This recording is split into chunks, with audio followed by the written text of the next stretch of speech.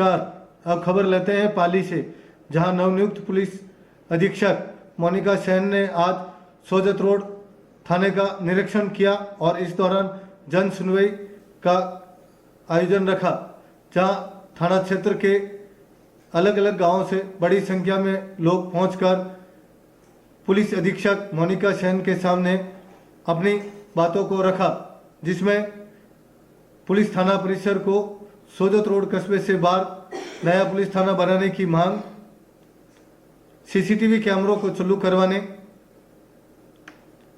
Cyber अपराध से जुड़े मामले तथा नशों के कारोबार के मामले सहित कई प्रकार के मामलों पर चर्चा की गई।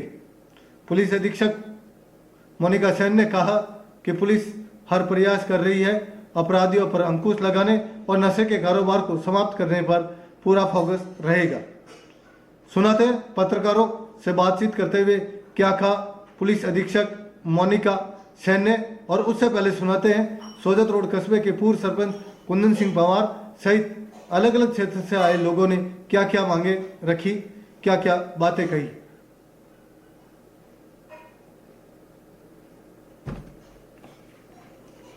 आने जाने में बहुत परेशानी आती है।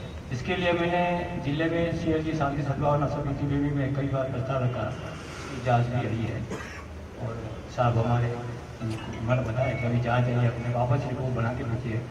इसके लिए आप उचित कार्रवाई करके इस थाने को सोजत थाने को अपने स्टेट हाईवे 62 नर्सरी के पास एक जमीन लेकर दी जाए। पहले क्या साथ जब आजाद रहो ना, पुलिस वाले यही रहेंगे, इस तरह रहेगी चौकी तो पुलिस वाले यही रहेंगे, फिर बाद में तुम्हें परेशानी होगी। तो मैम इन विडंबनाओं को दूर करें और आपसे उन्हें बहुत बड़ी आशाएं हैं। और आपने जब से ज्वाइनिंग किया था तो हमारे यहाँ के राजस्थान पत्रिका के राजेंद्र सिंह जी बुजुर्ग, इसके बाद में अभी हमने इसकी पूरी रिपेयरिंग कराई थी, जर्जर स्थिति में हो गया था। तो अस्पताल ये खाना भी अभी यही रहने वाला और अस्पताल भी यही रहना, कुछ हमें ऐसी सुविधा करिए कि कम से कम पेशेंट सीधे उस हॉस्पिटल में चले जाए। थोड़ा सा 5 फुट की लाइन दे दीजिए, वहाँ हम लाइनिंग कर दें और वहाँ से सीधे चले। सामने गेट है, उधर से सीधे आ जाए। सीधी नहीं है, इधर से तो पुलिस का तो देखते ही डरता है आदमी आता है कि वो अंदर पहुंच नहीं पाता। इसलिए निवेदन है, ज्यादा डरता है। जैसे हर एक आदमी की अपनी डरने की कैपेसिटी अलग होती है, उस हिसाब से हम एक बैल संस्था भी चलाते हैं। और बारिश के दिनों में प्रशासन को भी परेशानी रहती है, हमें भी परेशानी रहती है।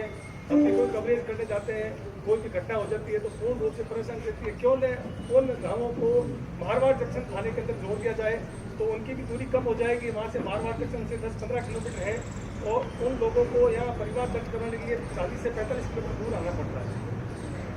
ये विनम्र निवेदन है,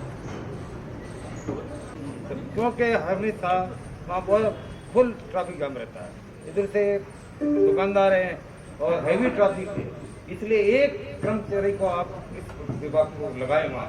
और मैं चाहता हूँ कि वहाँ अपने ट्रैफिक इंचार्ज की नियुक्ति की जाए।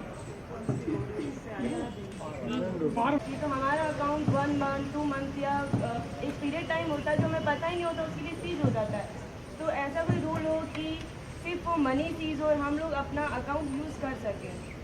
और सेकंड क्वेश्चन ये है मैम कि जो ड्रग्स है वो इजीली लोकल लेवल पे अवेलेबल हो जाता है, तो जो 18 साल से कम के स्टूडेंट्स हैं उनको भी इजीली अवेलेबल हो रहा है, तो वो क्यों नहीं एक जो चेन बनी हुई है तो वो क्यों नहीं रुक पा रही है।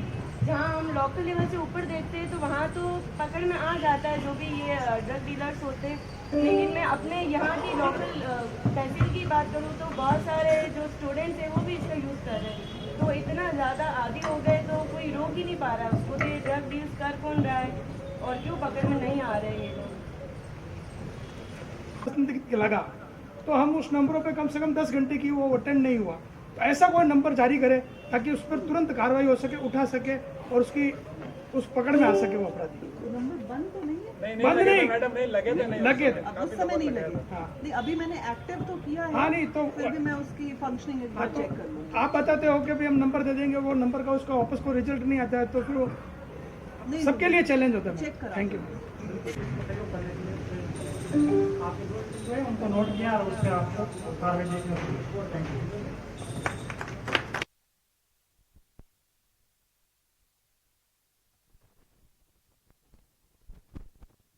आपने दिखाया वो देख के मुझे बहुत अच्छा लगा और मैं अभी शायद बोलती नहीं तो ये पूरी टेबल भर जाती स्वागत से, तो वो चीज़ मुझे बहुत अच्छी लगी। हटा सकती हूँ उसको? यही रहेगा कि हम परिवादियों की सुनवाई, जनता की सुनवाई, उसके जो व्यवस्था है उसको व्यवस्थित रूप से टाइम बाउंड मैनर में कर सके, त्वरित कर सके।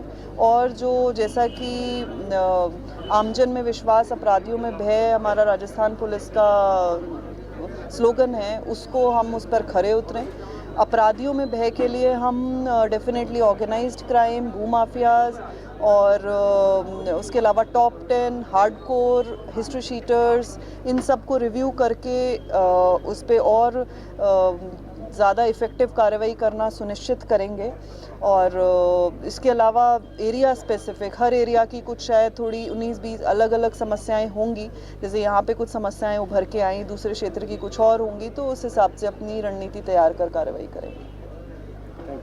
जी, मेरा एक सवाल है आपसे। ऑपरेशन गुप्त आपका जो पूरे पाली जिले में एकदम जो सही साबित हुआ है और उसकी जो नकेल जो है छोटे मोटे जो युवाओं को इस प्रकार से बिगाड़ रहे थे उनके ऊपर आपने जो नकेल कसा है, इसके लिए मैं चाहता हूं कि आगे के लिए इस ऑपरेशन ग्रुप को कितना मजबूत बनाया जाएगा और ये पूरा अपना जो पाली प्रशासन है, पुलिस प्रशासन है, उसने दम के साथ में ये काम किया है और ये नतीजे हमारे सामने आए हैं कि नशा काफ़ी हद तक कम हुआ है। तो आगे के लिए आपके क्या प्रयोजन रहेगा, इसको और मजबूत बनाने के लिए आप इसके बारे में क्या कर सकते हैं?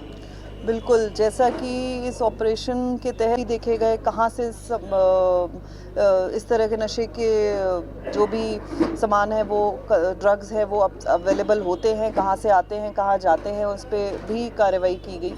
उसको और सुदृढ़ करते हुए हमारा इस पे मेन फोकस रहेगा सूचना तंत्र पे, जैसा कि यहाँ पे जन सुनवाई में भी एक नंबर शेयर किया गया है और इसके तहत हम ज़्यादा से ज़्यादा हमें जो फीडबैक्स मिल सकें, फीडबैक हमारा कलेक्शन का सिस्टम, वो एक हेल्पलाइन नंबर जो जारी किया हुआ है इस ऑपरेशन के तहत, उसके थ्रू या हमारे बीट कांस्टेबल्स के थ्रू, आम जन के थ्रू हम लेकर और जो ग्राउंड लेवल पे इस पे ज़्यादा से ज़्यादा काम हो सकता है उस पर कार्रवाई सुनिश्चित करेंगे। उनको नोट किया और उस पर आपको कार्रवाई देखने को मिली। Thank you.